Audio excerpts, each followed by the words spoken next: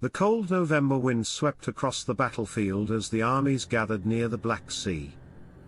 It was the year 1444, and the Christian forces of Hungary, Poland, and Wallachia had come to face the mighty Ottoman Empire in a battle that would decide the fate of Eastern Europe. The rolling plains near the Bulgarian town of Varna would soon be drenched in the blood of thousands. King Władysław III of Poland, also known as Władysław of Varna, sat atop his majestic steed, his armor glinting under the dim sun. Beside him was the brilliant general and diplomat, John Hunyadi, a seasoned warrior who had fought the Turks for years. Their army, numbering around 20,000 men, stood against Sultan Murad II's force of over 50,000. The odds were against them, but they had faith in God, in their swords, and in their cause. The Christian coalition had marched from Hungary with the hope of breaking the Ottoman hold on the Balkans. Inspired by a fragile truce, they had sought to strike a decisive blow while the Sultan was thought to be retiring from war. But Murad II, a cunning leader, had returned with his mighty force, ready to crush the Crusaders once and for all. As the battle began, the ground shook with the charge of cavalry, and the deafening roar of cannons. The Hungarian and Polish knights, clad in heavy armor, stormed forward like an unstoppable wave, crashing into the Ottoman ranks.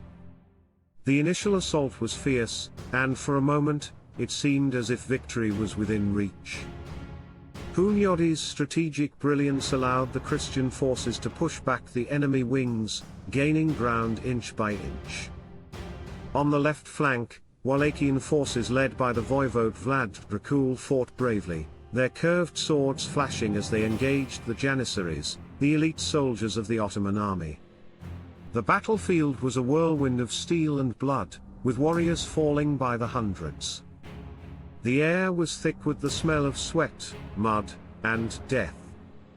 But as the day wore on, the tides of war shifted. Murad II had positioned his armies strategically, his Janissaries forming an unbreakable defensive line in the center. Hunyadi, recognizing the need for caution, urged King Władysław to hold the line and let the Ottomans exhaust themselves. Yet, the young and ambitious king was filled with the fire of battle. He saw an opportunity, a gap in the enemy's defenses, and, against Hunyadi's advice, decided to lead a charge directly toward the Sultan's position. With a cry of "For God and glory!" Władysław III and his personal guard surged forward, their horses galloping at full speed.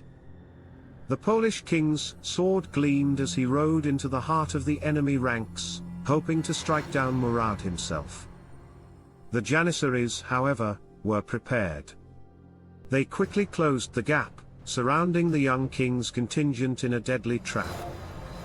The battle turned into a slaughter. Władysław fought valiantly, cutting down foes left and right, but he was vastly outnumbered. A Janissary wielding a long polearm struck his horse, sending the king crashing to the ground. Before he could rise, more soldiers swarmed him, and in the chaos, he was slain, his head severed and raised as a grim trophy before his army. The sight of their fallen king sent waves of despair through the Christian forces. Panic spread, and their formations crumbled.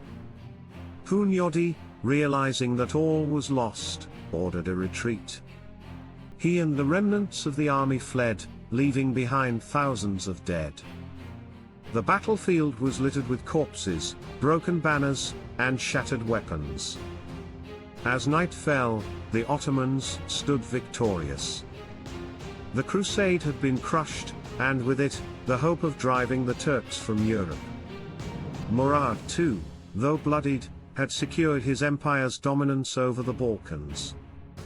The head of Władysław III was sent as a warning to those who would dare challenge the might of the Ottoman Empire. The Battle of Varna became a tale of bravery, folly, and tragic loss.